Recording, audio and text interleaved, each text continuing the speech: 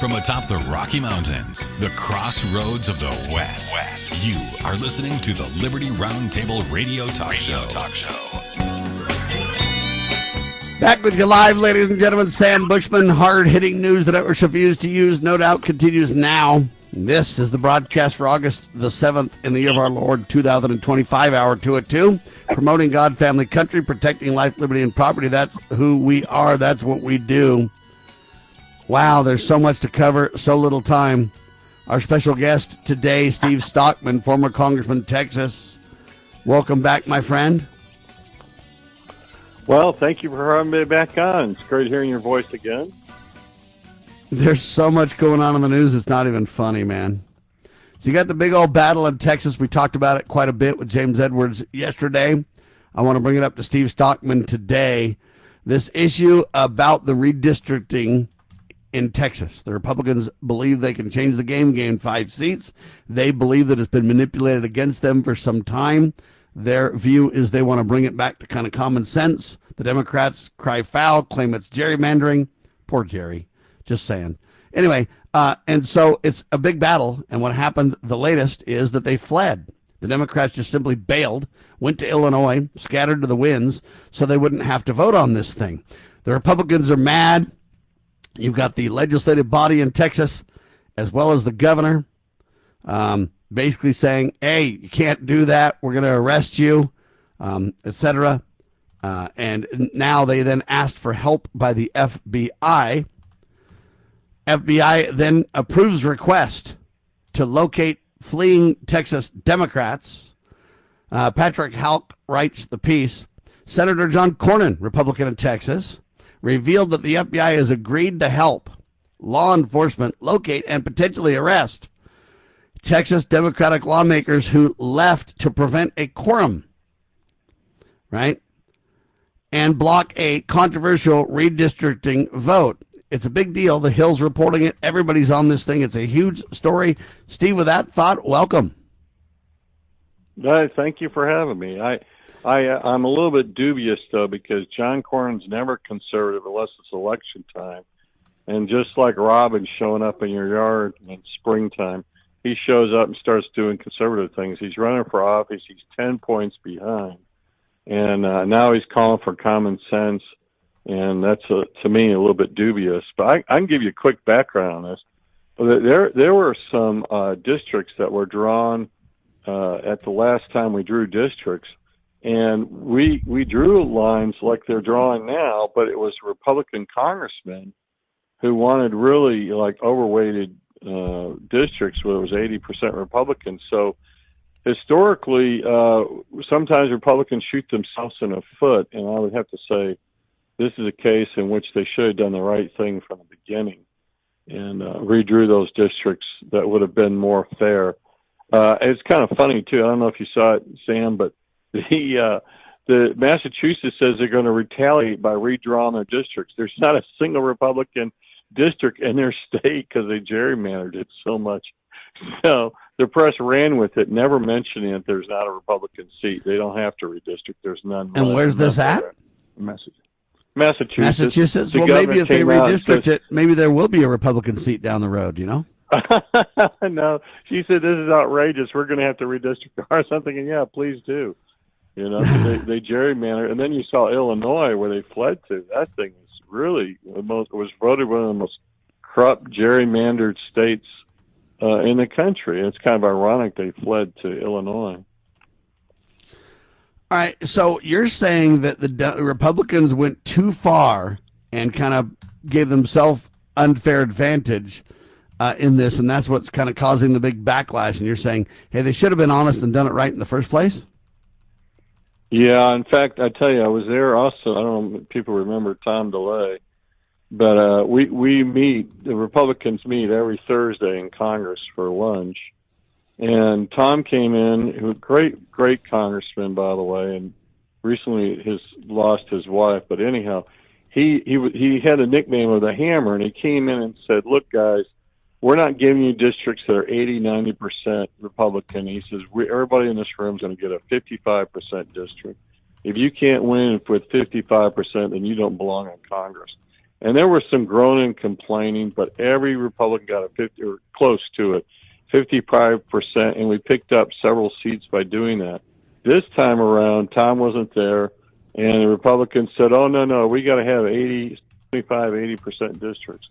And it's a shame because we wouldn't have to be going through this had they not done it right the first time. Right, now I want to throw a couple of things into the mix because our founding fathers warned us against partisan politics or parties in the first place. You got these non-governmental organizations, these private groups called a party, Republican and Democrat, that are literally playing games and redistricting and gerrymandering and playing games and being unfair, all based on this partisan idea. Isn't that election fraud, Steve? No, I disagree. I think that this is where I rarely disagree with you on this, but I think that if you have a one-party state which has no infighting, in which the Democrats are trying to get a one-party state, and my examples are North Korea, Russia now is really a one-party state, Nicaragua is a one-party state. We've had fighting. Actually, at one point we had a duel.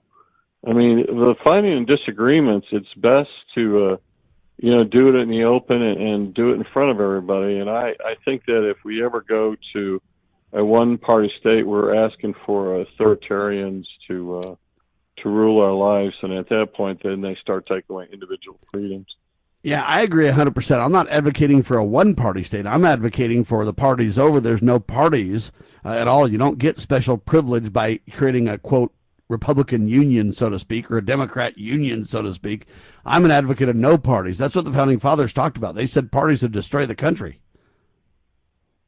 Well, a no party is a party. It's like saying atheism is not a religion. Atheism, it takes more belief to be an atheist than it does to be a Christian. If you look at all the evolution, No, there's a valid argument to be made about that. What do you think about the founding fathers, though, saying, hey, partisan politics will destroy the country? Well, I think that was one person that said that, and off the tip of my head, I can't remember, but I know that they had, Jefferson had major differences, and I think the only person that didn't have major differences was probably George Washington, where he was elected basically unanimous, and he could have stayed on for a long time, and he set the standards. He did 2 terms until a Democrat, Roosevelt, broke the commitment of George Washington, stayed in for 4 terms, and then ended up giving us allowing Russia to occupy and control countries that really I don't think should have been that way, because in World War II, really, the Potsdam Conference really just set the stage for more war. Which, by the way, Patton said if we don't get rid of Stalin, he's just one dictator, just like Adolf Hitler. He was right. Yeah, George Washington and James Madison were 2 of the biggest ones who spoke out nobly, boldly, saying, hey, you know what? The divisive potential of, quote, political factions or parties. Anyway, he said so in his farewell address, George Washington, in 1796. He said the dangers of political parties, believing that they could lead to despotism. He was concerned that partisanship would overtake the decision-making process of governance, lead to, quote, inter-party conflict, and divide the nation. James Madison, although initially was a proponent of factions, in Federalist paper number 10, said, hey, any one faction could be overruled by the group. It would be no problem. But then in his later years, though, he saw the emergence of a 2-party system and then decided to stand against it. Yeah, but the thing is, that's predicated, you forget the other part of that. That's predicated that our country is a moral and just country. We don't have a moral and just, we've lost the bearings. Our founding fathers quoted the Bible as one of the main things when we were making the Constitution. And George Washington was talking about a society in which he lived in, which Christianity was the primary factor, motivator. And I think you're right. If we had a Christian nation, we wouldn't need parties. I agree with you on that. But now we're in an unfortunate situation in which primarily it's a lot to do with Obama's opening the door and allowing so many third world people to come in here. You allow the third world to come in, and you start. It's like the thing you lay down with a dog, you expect to get fleas. Well, you can't have this third world moving into your country and not expect to change the flavor of our nation or the culture. And that's what, unfortunately, we're contending now with. Yeah, your points are well taken. And the question becomes, hey, did the partisan politics of parties and groups that have special privilege at the trough of the elections and control of the electorate and everything else that are non-government organizations, hey, did that cause a lot of the immorality in the country? Anyway, the debate's on, and go ahead and skip the break. Steve Stockman has valuable points about you this. You don't have to do that. No, I want to skip the break. I just think that if you look at the whole view of the Democrat Party, from the firing on Fort Sumter to all the most of the assassinations were committed by Democrats. Lincoln was killed by a Democrat. Kennedy was killed by a Democrat. You have a history of a very violent. They started the KKK. They have a history of a very violent party. In reality, now they're for illegal immigration because it's just a new form of slavery. They said, "Who's going to take?" One of them Democrats said, "Who's going to do our lawns and who's going to take out our garbage?" I'm thinking, oh my goodness, you're promoting slavery again. It's just a disgusting organization. And there's no question about that. And now they're basically blatantly embracing socialism with this clown in New York, and then Ocasio-Cortez and some of these I don't know what they call that, women. He's not even a Democrat. Yeah. He's not even a Democrat, and they said he's the leader of the Democrat Party. He advocates socialism. He's proud of it. I served with him, by the way, in Congress when he was a congressman. And he's just extreme. He's just extreme to the nth degree, right? Yeah, he celebrated his anniversary in Russia. He sees that at that time the Soviet Union, and he saw that as a solution. And anybody that actually goes there during that period would know there's long lines for food. In fact, there's a government grocery store. I think if you Google it, I think it's in Kansas, in which they said, "Oh, we're going to run which has been advocated by the mayoral candidate in New York, the socialist, the communist." He said, "We're going to have government-run stores." Well, nowhere in the world do government stores win or work. They have theft, massive theft, empty shelves, overpriced food, and yet that's what he wants to do for New York. And New Yorkers are. High percentage of them are illegal immigrants or immigrants, and they don't really understand. I was shocked at the numbers. It's astronomical, and I just think it's a mistake for the way New York they're gonna destroy it the way San Francisco's been destroyed. Sadly, I think you're spot on. That's what they do. That's how that's the result of their actions for sure. Now, John Cornyn, interestingly enough, sent a formal request to FBI Director Kash Patel, emphasizing the, quote, agency's authority to assist when individuals cross state lines in an apparent effort to avoid legal obligation, is what it's called. Now, here's what I find interesting about this, and I'd love your thoughts on this, Congressman Stockman, and that's this. The Republicans are mad at the Democrats for bailing to stop the vote, and I agree it's wrong to do so. And if you did that in a business as an employee, you'd be fired. So, I'm all for the Texas electorate to fire some of these, Democrats that are doing this. However, you had Mike Johnson, leader of the Republican Party and Speaker of the House right now, literally dismiss folks early. They all left on July 23rd to supposedly go to their districting, but they all flew out internationally instead, a lot of them. But here's the deal. He made them leave early because they didn't want to vote on releasing the Epstein files. So he shut that down and left early. Isn't that the same thing?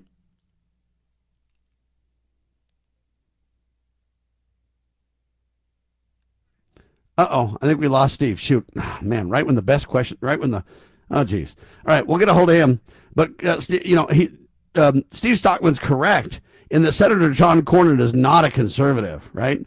And so, it's interesting that he's basically starting to be quite conservative in the election year, right? I think that Stockman's right about that. He's not a conservative, and I think he's really just doing this because it's election time. Time will tell if that's true. But, I think it's the same thing here. When you got Mike Johnson having everybody leave early to avoid a vote, the tactics are slightly different. One's state, one's federal or general government, whatever you want to call it. But at the same time, I kind of think, if Cornyn's going to send her formal request to Kash Patel emphasizing the agency's authority to assist when individuals cross state lines to avoid their legal obligations. All right, Steve, I don't know how much of the question you heard, but John Cornyn's asking the FBI to deal with this thing. And I'm saying, hey, Mike Johnson had everybody leave early to prevent a vote on the Epstein files. Isn't it the same thing? Say the question one more time, Sam. I'm sorry. All right. So the Republicans are mad at the Democrats for leaving in Texas, saying they can't do that legally. They're wrong. You can't just bail. So They want the FBI. They want the state legislative body. They want the governor to arrest these people for this, avoiding their responsibilities. But Mike Johnson in the House of Representatives literally had Congress leave early because they didn't want to vote on the Epstein file release. And so he had everybody leave early. They left on July 23rd. They're not going to be back till September the 2nd. They call it a district, time for the districts, but a lot of them went international. But if he literally released them early and shut down the House early to prevent a vote, and then they all went and left, isn't that the same thing? No, the rules, as you know, states write their own rules, and so does Congress write their own rules. And in this case, Texas has very stringent rules, even though they only make $7,000 a year, and we only meet every other year, so they don't make a lot of money for their efforts. But there is obligations that they have to show up because we have such a short term that they sign basically an agreement that they'll show up during the requested time, and when they violate their oath of office, they have a right to be either kicked out or arrested. This, by the way, this isn't the first time they've fled the state. In fact, that's a frequent thing, and I think the thing about the FBI is more bolstered by Cornyn to get some press. I don't see the FBI going over and getting involved in a state matter like that. I would be very shocked. And I don't think they're going to go to Illinois and try to arrest him either. That's a bit of grandstanding. I think what they're trying to do is they're going to stay out for 2 weeks. Remember, all these state reps, because they only make $7,000 a year, they have jobs, they have families. And I don't think because in 2 weeks, the governor will call another special session. And he can keep them out of the state forever. He can just keep calling special sessions. I think they're going to capitulate. I think there's some grandstanding on the Democrats to show that they're fighting too. To show that, hey, we're standing up for our rights. But in reality, it's kind of a dog and pony show on both sides. Well, I find it kind of interesting because I agree with you that they all make their own rules, and so I agree 100% that it's different on a factual basis, maybe by their rules. In other words, the state rules may be different than the general rules, et cetera. But to me, the principle is the same, which is, hey, you're shutting down things to prevent a vote, circumventing literally the will of the constituents to a great degree. I put somebody up there to vote on my behalf, and you shut down their vote and don't let them vote intentionally to prevent it as Speaker of the House. I'm not comfortable with that, Steve. That's the flow. You could argue that there's many bills not brought up. In Congress, there's thousands of bills. And they make the decision not to bring them up for votes all the time. And the rules committee has rules. Everybody has rules. So if you're talking about not being able to vote, that's true of a lot of bills in general. I did a lot of bills and I never voted on them. And this is the case in which someone wanted to vote, and I think they're going to vote on it anyhow. They subpoenaed the records, which is basically what their vote is. They're saying they're demanding that the Epstein files be produced. Well, the Congress just subpoenaed the records, so the vote's kind of a moot point now because they're doing exactly what the vote would entail. So yeah, so I'm this glad is they're subpoenaing those documents. Yeah, so I guess that the headline says this: Vice President JD Vance will meet with the DOJ and the FBI to discuss releasing an interview with Ghislaine Maxwell conducted by Deputy Attorney General Todd Blanche. And so there's a big to-do about that. Now, they say the meeting will be attended by Pam Bondi, Kash Patel, Susie Wiles. It'll be held at JD Vance's residence. They say discussions will address crafting a, quote, unified response to the Epstein case. Maxwell was interviewed over 2 days in July about connections to Jeffrey Epstein. And I guess she has been transferred to a Texas minimal security prison. Anyway, there you have that. I find it interesting. Why are they meeting at JD Vance's house, number one? Number two, why would you release Ghislaine Maxwell, move her to a Texas prison that's minimal security? I mean, look, her boss literally committed suicide, they claim, or was murdered. Putting her into a posh position, I don't understand it. Steve? Well, I was in one of those prisons, and I don't think it's posh, to be honest with you. There's You a lot of things that are posh. You were in minimum security, though? Yeah, they call it minimum, but it's really... And do you think Ghislaine... Hold on, do you think Ghislaine Maxwell will get, the kind of treatment that you got, or do you think she'll be specially treated? Well, I was specially treated, but not in a positive way. They treated me really bad intentionally, so I had...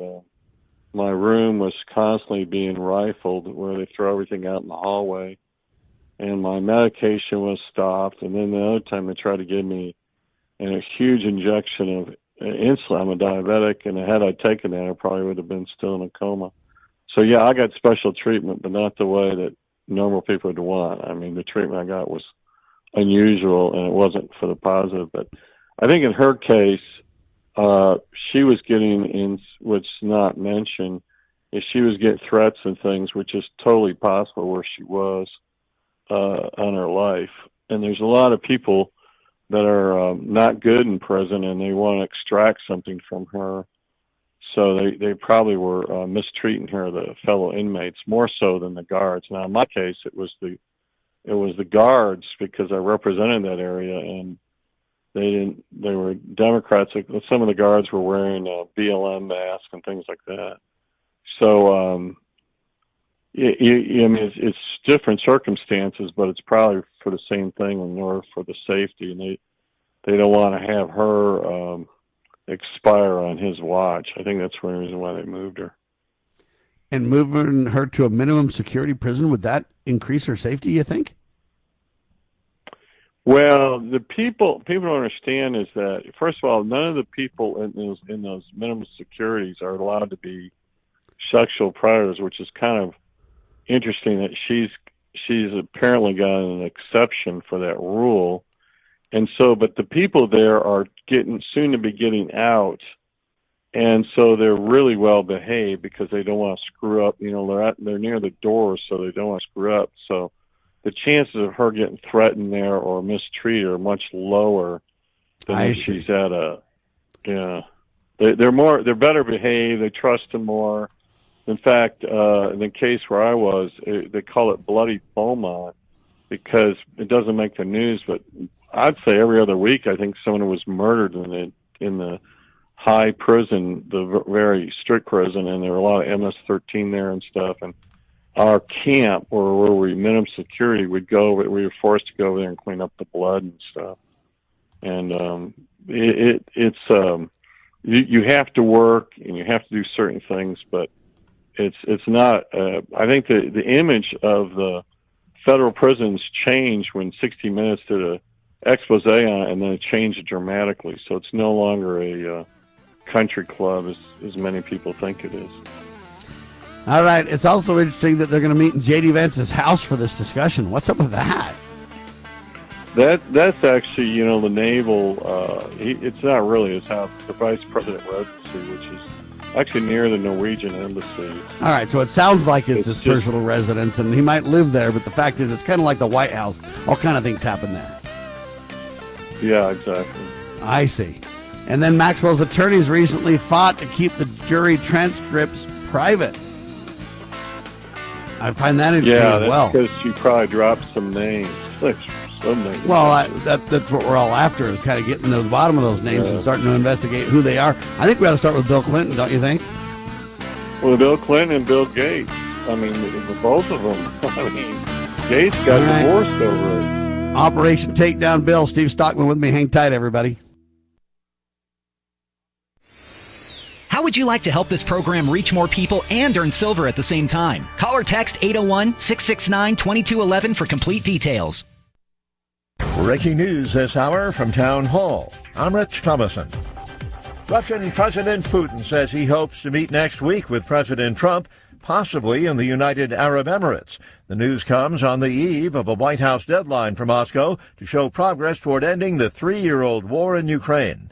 Mr. Trump says he is encouraged by how talks aimed at ending the war have been going lately. We've made a lot of progress, and as you know, we put a 50% tariff on India on oil. They're the second largest. They're very close to China in terms of the purchase of oil from Russia.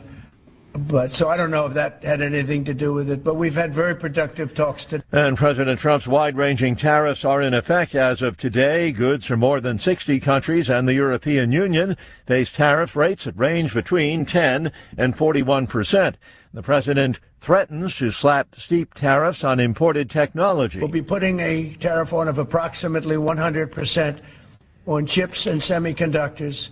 But if you're building in the United States of America, there's no charge, even though you're building and you're not producing yet in terms of the big numbers of jobs and all of the things that you're building. If you're building, there will be no charge. So I just want everyone to know that. They are hospitalized in stable condition. 5 soldiers from Fort Stewart, Georgia, expected to recover. They were shot on base yesterday, allegedly by a fellow soldier. We have identified the alleged shooter as Sergeant Cornelius Radford, an automated logistics sergeant assigned to 2nd Brigade Combat Team. Brigadier General John Lubis there, heard on WJCL. The suspect is in custody, and there's been no word yet on a motive for the attack. Watching Wall Street, the Dow is down 234 points, while the Nasdaq trading 112 points higher. More on these stories at townhall.com. Hi, it's Mike Gallagher. You work hard, you build wisely, your home has become one of your greatest assets. If you're staying put this summer, this might be the perfect time to put that equity to work. Whether it's funding a second home, helping your kids get their start, or simply creating more margin in your financial life, Mike and Brian at Fellowship Home Loans are the only ones I trust to guide you through it. They've done loans for my family. They tailor every loan to fit your goals. Fellowship is a direct lender and operates with your best interest in mind. If you're looking to access your equity through a refi or exploring a HELOC for some cash this summer for a second property, or maybe tackle those updates you've been putting off, start with people you trust, people I trust. Go to fellowshiphomeloans.com/Mike G, fellowshiphomeloans.com/Mike G, or call 800-510-MIKE, 800-510-6453. Fellowship Home Loans, mortgage lending by the book. Nationwide Mortgage Bankers, DBA Fellowship Home Loans, Equal Housing Lender, NMLS number 819382. Attention collectors and savvy investors. We are excited to announce a momentous evolution in our journey. Introducing Free Water Coin Company, formerly known as Rust Coin and Gift. This rebranding takes us back to the very roots of where it all began, Free Water, Oregon. It's a tribute to the legacy of Al Rust and a celebration of 3 generations of dedication to excellence in the world of coins and precious gifts. Al, Brian, and Jake Rust standing strong through 64 years of service. Discover a world of exceptional service at Free Water Coin Company, your premier destination for genuine, honest money and precious gifts. Under Brian's expert guidance, Free Water Coin Company, building on the legacy of Rust Coin and Gift, continues its tradition of trust and excellence. Visit us at our Provo, Utah location. Explore our treasures online at freewatercoinco.com or call us at 801-377-1574. Free Water Coin Company, where your future is built one honest coin at a time. Experience the untamed spirit of the American West with Range Magazine. Each issue is a visual journey featuring award-winning photography and compelling stories that capture the heart of ranching and rural life. Stay informed on the challenges and triumphs of those who live and work on the land. Subscribe today and receive quarterly editions delivered to your doorstep, and join a community that cherishes the enduring legacy of the Western frontier. Visit rangemagazine.com to subscribe. Are you ready to stand up for your community and support your local sheriff? Join the Constitutional Sheriffs and Peace Officers Association and become a vital member of the Sheriff's Citizens Posse. At cspoa.org, we empower citizens like you through weekly webinars, arming you with the knowledge to back your constitutional county sheriff. Together, we can uphold our Constitution and ensure liberty and justice for all. Your community needs you now more than ever.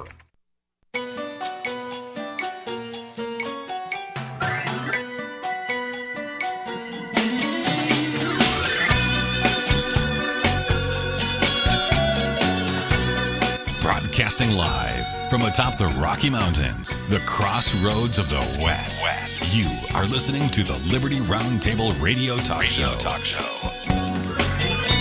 All right, back with you live, ladies and gentlemen. Former Congressman Steve Stockman with me, ladies and gentlemen. There's so much to cover, so little time.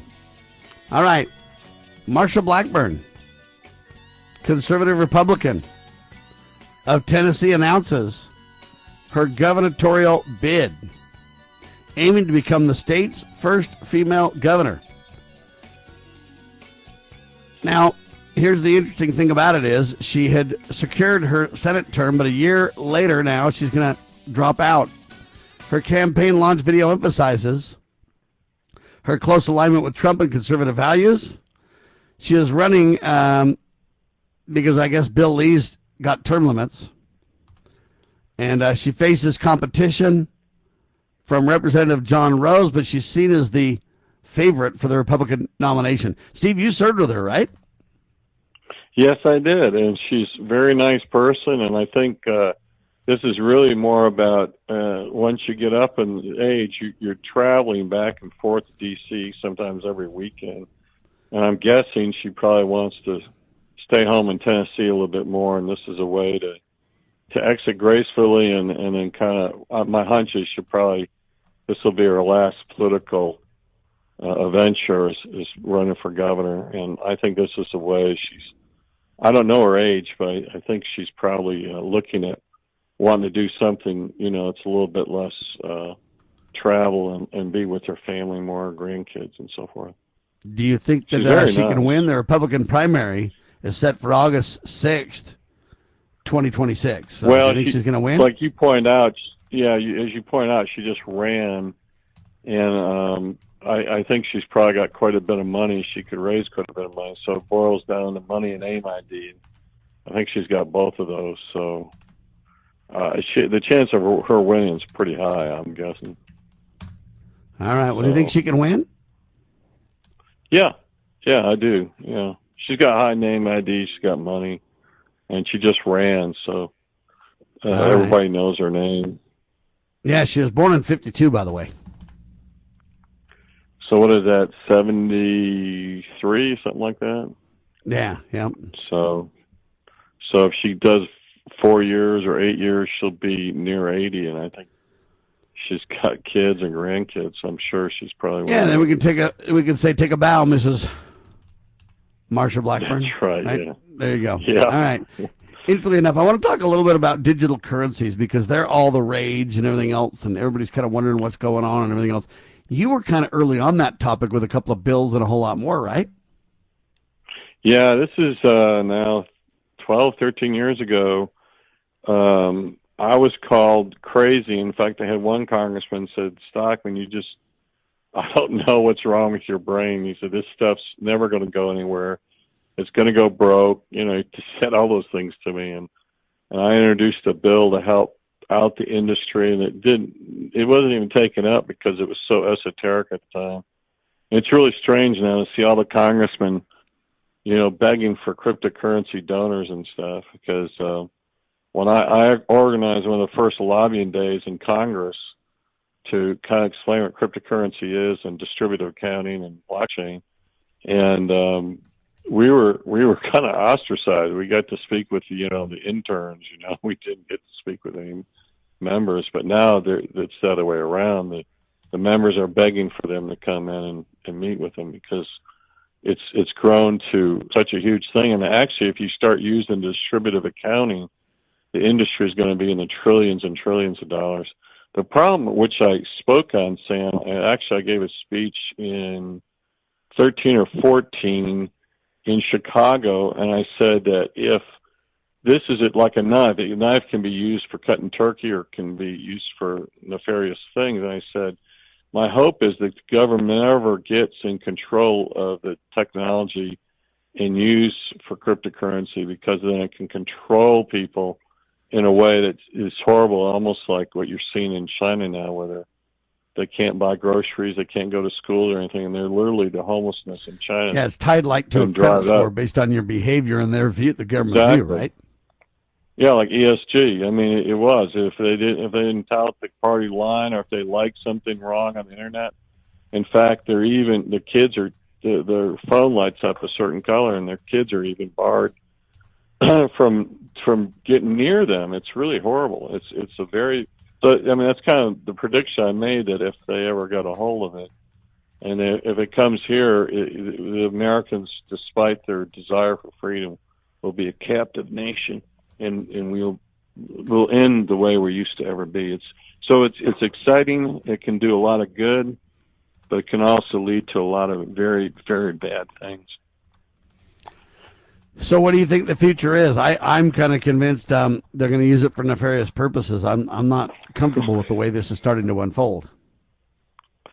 No, I tend to agree with you, because my bill restricted the government. Now, someone said that the new bills that were just passed restrict the government. But, you know, you look at the Democrats now wanting to pack the court. He just came out and announced that. Serpent Head, James Carville announced that they should pack the courts. They're using this redistricting to, it's like the old adage they said in Vietnam, we have to kill the people in order to win their freedom. Well, this is kind of like kill our country in order to protect its freedom. And what Carville is saying, pack the courts, lie. And by the way, a quick tangent: the fact that Trump is not counting illegal aliens is a marvelous thing, and it'll end up giving us, California is stacked the deck. If they don't count the illegal aliens in California, they'll lose about 6 seats. So that's a good thing, and those 6 seats will go to Republican states, and it'll also help with the Electoral College. So it's quite exciting if he pulls it off. I'm kind of dubious. I think the Democrats are pretty alarmed about not counting illegal aliens. It's like they also wanted to count slaves. Remember, they wanted 2/3 of the slaves to be counted citizens. So. Yeah, we want to count you. We want to make sure you feel important. We just want to count 2/3. Yeah, so they could get congressional seats. They're doing the same thing. They're always for slavery. It's amazing. But yet they claim everybody else is for slavery. They claim us white people are just wanting slaves and everything else. Never mind the reality check of, hey, you got so many people on the government dole. Half of them are slaves in project housing and everything else, Yep. Right? Yeah, they always accuse you of what they're doing. That hasn't changed. They always accuse you of what they're doing. Classic projection. Well, now Wayne Allen Root, our dear friend and well-known talk show host, has been working with a Border Patrol agent, and he released an article. It's in the Gateway Pundit, basically, and he says there's up to 50 million illegals in America.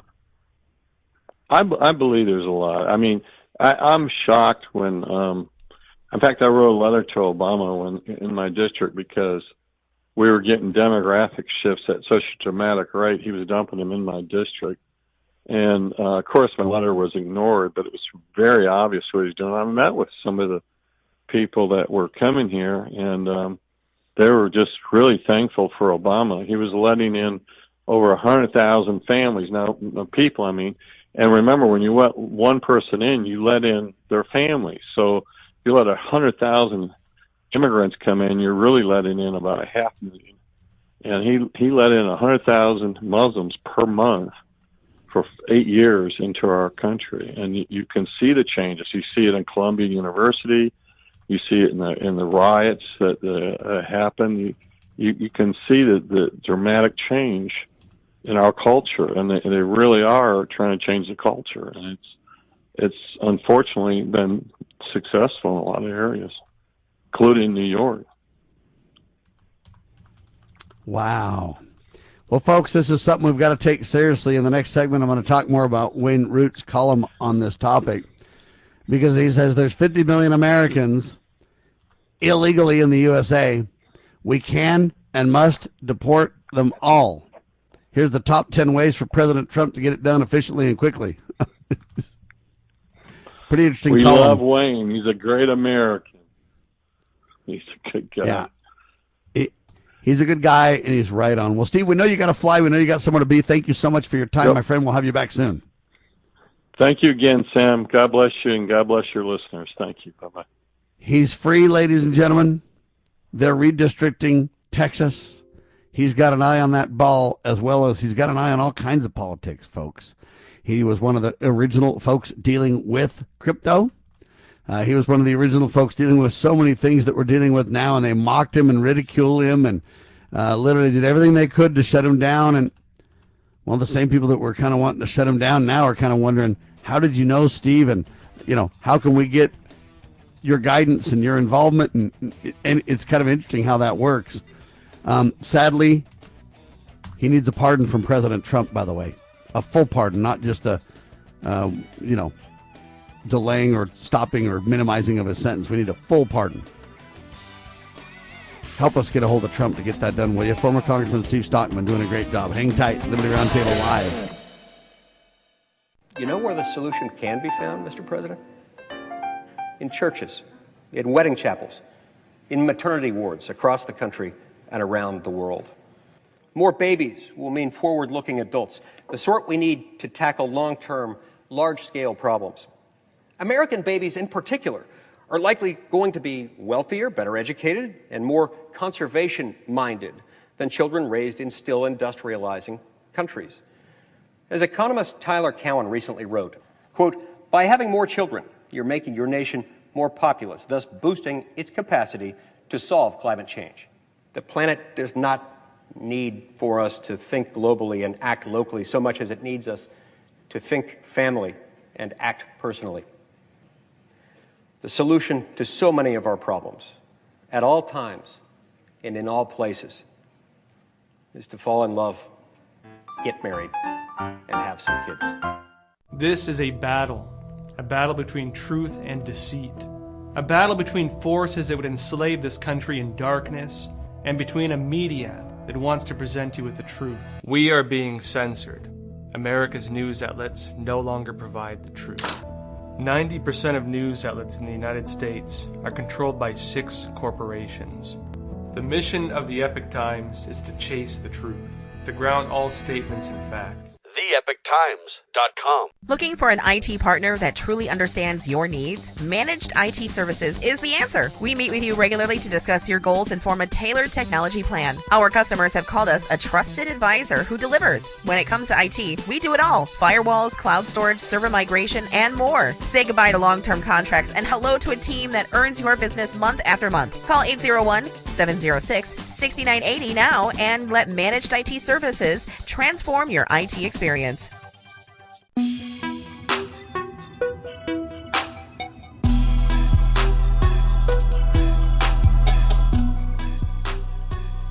Back with you live, ladies and gentlemen. Sam Bushman on your radio. I'd like to thank Steve Stockman.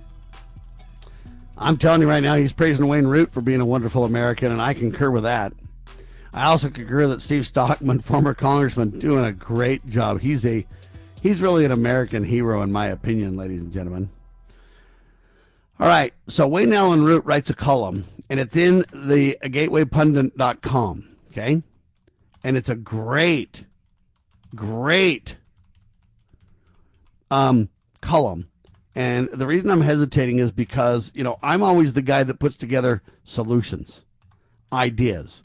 And I've been very, very critical over the years that I've been in radio and in the media of, talk show hosts that bring you to the brink of the trouble. They tell you how horrible it is, but then at the end of the day, they don't really find solutions. They don't bring you to my dear brother, Wayne Allen Root, absolutely doubles down and brings solutions to the table, particularly in this column. Go to thegatewaypundit.com to check it out. Wayne Allen Root says there are 50 million illegal aliens in the USA. We can and must deport them all. Here are the top 10 ways for President Trump to make it happen. Then he has kind of a couple of things before he gets into his 10. One, he wrote it with a Border Patrol agent, so it's a partner article. Really, really, really good. Number 2, he says, I want to be very clear about the number of illegals in the country. And number 3, I really want to, help people understand nothing that they're proposing is like new. In other words, they've done all these things before. That's a really critical point. Number 1, and this is, I'm gonna just tell you these things. You got to look them up and check them out. But here's the deal. 1, appoint a military general with wartime experience to create a plan to detain and deport every illegal alien. This plan will oversee the building, the maintaining of staff detention. It'll build, maintain, and staff these detention facilities that will be built across the southwest border. So you're going to have to make a deal with Mexico and get that done. You can grant military personnel and Department of Homeland Security personnel, along with cross-border agents. They'll be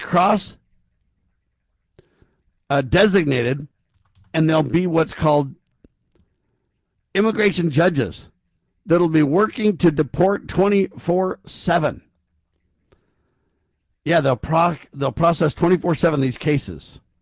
You can coordinate deportation flights, trains, and buses to transport the illegal aliens out of our nation. It's a brilliant plan. D, military special forces and other, quote, elite military units will be assigned to CB officers. They'll basically arrest individuals according to immigration law. Here's a key point to understand, says Wayne Allen Root. What is the U.S. military for if it's not to repel a foreign invasion? This is precisely what citizens and taxpayers are paying for, to protect the American people from this invasion. Number 2, cross-designate and deputize state and local police along with sheriffs across America to locate, arrest, and turn over illegal aliens to Border Patrol officers, CP officers. Anyway, hire retired military soldiers, retired state and local police, and retired Border Patrol agents. This will immediately increase the immigration law enforcement staff by thousands of professionals with experience that can cross state lines.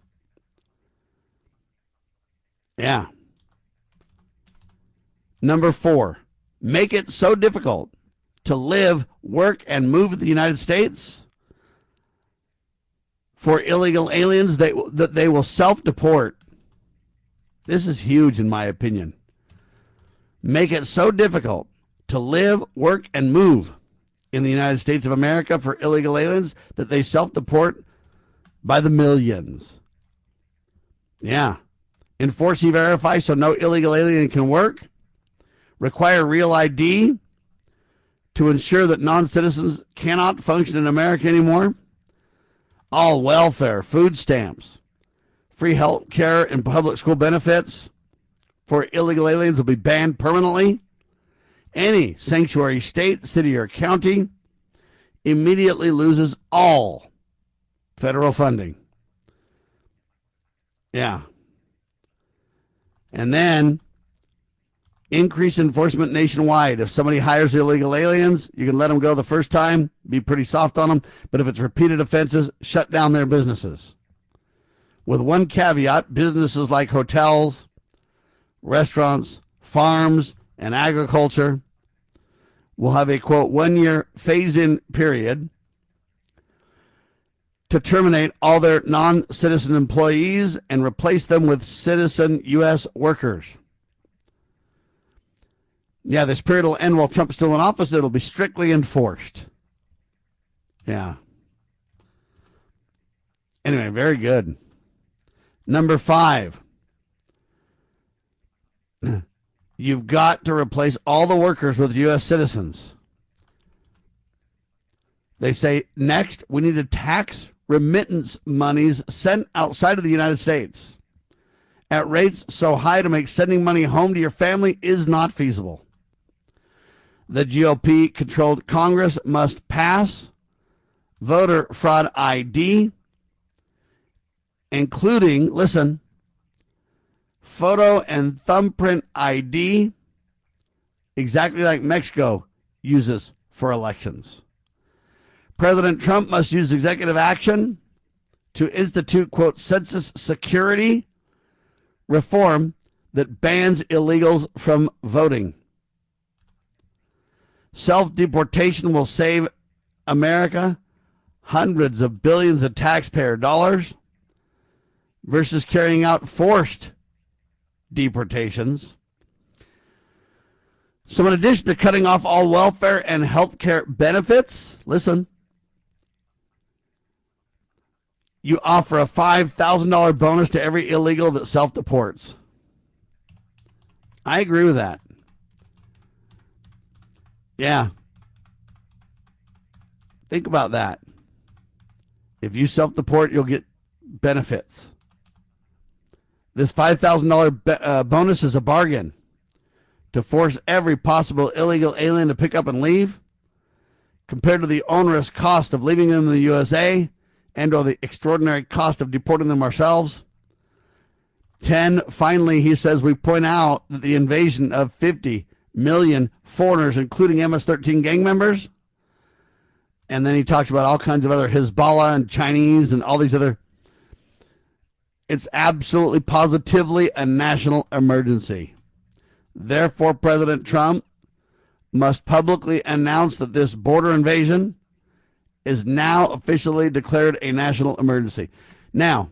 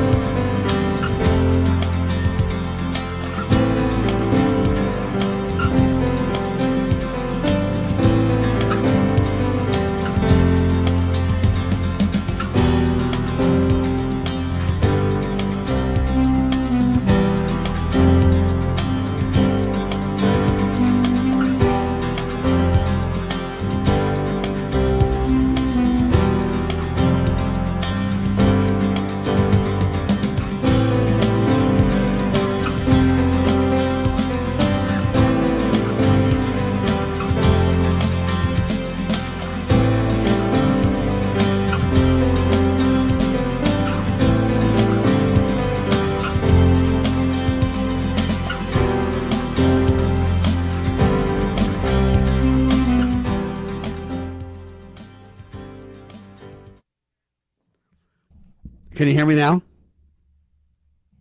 All right, back with you live, ladies and gentlemen. I don't know what on earth the problem was.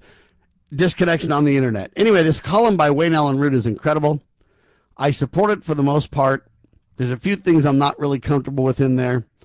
I agree that we've got a problem with 50 million or, 30 million. Who knows the number? The number is gargantuan. I realize it's going to cause a problem for the census. Trump is right about that. And I realize we've got to take action way faster. We have not deported near enough people. And Wayne Allen Root is spot on this. Now, I don't agree with everything he says. Like, I'm not really fond of the E-Verify program where you control government worker, government control of who can work and all this kind of stuff. I'm not really fond of it at the federal level, creating voter ID and some of these different things, because I believe a lot of it, real ID and a lot of that is kind of bad stuff. Like, I'm not for it. But I understand the need for what Wayne Allen Root is talking about. And his point is spot on. How we get it done? Well, at least he's got a good, solid plan. One of the things I really love is that he's bringing solutions to the table. And since this is Solutions Radio, whether I agree on every tenet or not isn't the point. The point is I applaud his well-thought-out effort, his partnered article with a well-known retired Border Patrol agent who knows what he's talking about. Just great stuff, great people doing good things. And that's what we need is a national debate and discussions, because we can find real solutions in America if we all work towards it. That's one of the brilliant geniuses of the greatest country on the face of the earth. I'm Sam Bushman, syndicated by the Loving Liberty Radio Networks. Spread the word. Download the iPhone or the Android app or listen online at lovingliberty.net. I'm Sam Bushman. God save the Republic of the United States of America.